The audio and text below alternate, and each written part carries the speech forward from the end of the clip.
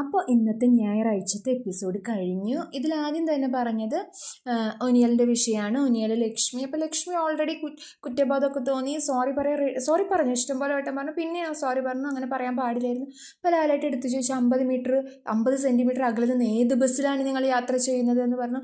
പക്ഷേ ഇതിൽ ലാലായിട്ട് മസ്താനിനെ പിടിക്കുന്നുണ്ട് കേട്ടോ. മസ്താനി എന്തിനാണ് ബാഡ്, പക്ഷെ മസ്താനിനെ കുറ്റം പറയാൻ പറ്റില്ല എന്നാണ് എൻ്റെ ഒരു ഒപ്പീനിയൻ. കാരണം ഒനിയൽ പറഞ്ഞ വലിയൊരു മനുഷ്യൻ വീഴാൻ പോകുമ്പോൾ ഓൾറെഡി എവിടെയെങ്കിലും പിടിച്ചു, അത് മസ്താനിയുടെ വയറിലാണ്.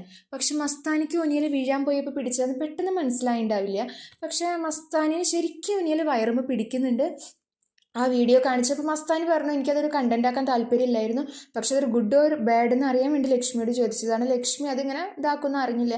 ഞാനത് കുറേ പേര് അറിഞ്ഞു, ചെറിയൊരു വിഷയം കുറേ പേര് അറിഞ്ഞു. അപ്പം നിങ്ങൾ എന്ത് ചെറിയ വിഷയം അത് എല്ലാവരും അറിയും, അത് പറഞ്ഞാൽ എല്ലാവരും അറിയും, കാരണം അവിടെ ഫുൾ ക്യാമറാസ് ആണെന്ന് മോഹൻലാൽ പറയുന്നുണ്ട്. ലക്ഷ്മി സോറിയൊക്കെ പറഞ്ഞു. അങ്ങനെ ഒനിയലിൻ്റെ അമ്മ വിളിക്കുകയാണ്. ഒനിയലിൻ്റെ മമ്മി ഭയങ്കര സ്ട്രോങ് ആയിട്ടുള്ള ഒരു ലേഡിയാണ്, ഭയങ്കര നല്ല സംസാരമായിരുന്നു.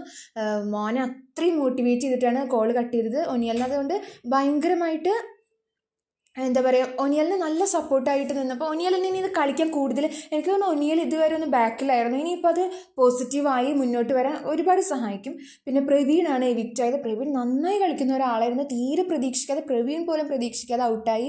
അപ്പോൾ പ്രവീൺ പറയുന്നുണ്ട്, മോഹൻലാൽ അടക്കം പറഞ്ഞു, അതായത് നന്നായി കളിക്കുന്നവർക്ക് വേണ്ടി നിങ്ങൾ വോട്ട് ചെയ്യുക, അവിടെ വെറുതെ ഇരിക്കുന്നവരെ വോട്ട് ചെയ്യാതെ കളിക്കും. പ്രവീൺ നന്നായി കളിച്ചുകൊണ്ടിരുന്ന ആളെ എവിക്റ്റ് ചെയ്തുകൊണ്ട് മോഹൻലാലിന് പോലും ഒരു സങ്കടമുള്ള പോലെ തോന്നി. പ്രവീണിന് എനിക്ക് സത്യം പറഞ്ഞാൽ പ്രവീണിൻ്റെ മുഖം കണ്ടപ്പോൾ പാവം തോന്നിയിട്ടാണ്, തീരെ പ്രതീക്ഷിക്കാത്ത ഒരു എവിക്ഷനായി പോയി. പിന്നെ അവിടെ സാബുമേനൊക്കെ ഒന്നും ചെയ്യുന്നില്ല. അപ്പോൾ സാബുമേനൊക്കെ എനിക്ക് തോന്നുന്നു സാബുമേനൊക്കെ വോട്ട് ചെയ്യാൻ പുറത്ത് ആൾക്കാരുണ്ടാവും, അപ്പോൾ പ്രവീണിനൊന്നും വോട്ട് ചെയ്യാൻ ആൾക്കാരുണ്ടാവില്ല.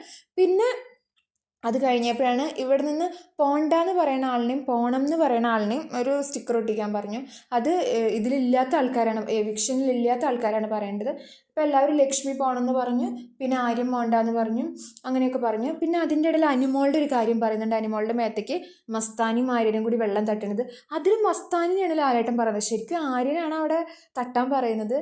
അപ്പോൾ ആര്യനൊക്കെ രക്ഷപ്പെട്ടു പോയിട്ട്, ആര്യ അതിൻ്റെ ഇടയിൽ കുറേ കാര്യങ്ങളൊക്കെ ചെയ്തിട്ടുണ്ടായിരുന്നു. പക്ഷെ അതൊന്നും വലിയ പ്രശ്നങ്ങൾ കിടക്കണോണ്ട് ആര്യന് രക്ഷപ്പെട്ടു പോയി. പിന്നെ ഉള്ളത് ജിസേലിൻ്റെ കാര്യം പറഞ്ഞു. ജിസേൽ ഭക്ഷണം കൊടുക്കുന്നത് ഒരു സേഫ് ഗെയിം ആണെന്ന് പുറത്ത് പറയുന്നുണ്ടെന്ന് ലാലായിട്ട് എടുത്തു പറഞ്ഞു. അപ്പോൾ ജിസേൽ പറഞ്ഞു, ഞാൻ കൊടുക്കില്ല, അതെൻ്റെ ഒരു ഗെയിമല്ല, എൻ്റെ സ്നേഹം കാണിക്കുകയാണെന്ന് പറഞ്ഞു. സത്യം പറഞ്ഞാൽ അതൊക്കെ നല്ല ഇഷ്ടമായി. കാരണം ജിസേൽ അവിടെ നല്ല ഗെയിം കളിക്കുകയാണ്.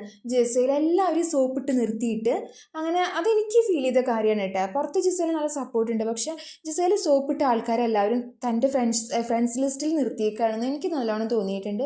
പിന്നെ ബിന്നി പറഞ്ഞ അടുക്കളയിൽ ജിസേലിൻ്റെ ഫേവറേറ്റ്സും കാണിക്കുന്നുണ്ട്. ലാലേട്ടൻ വരെ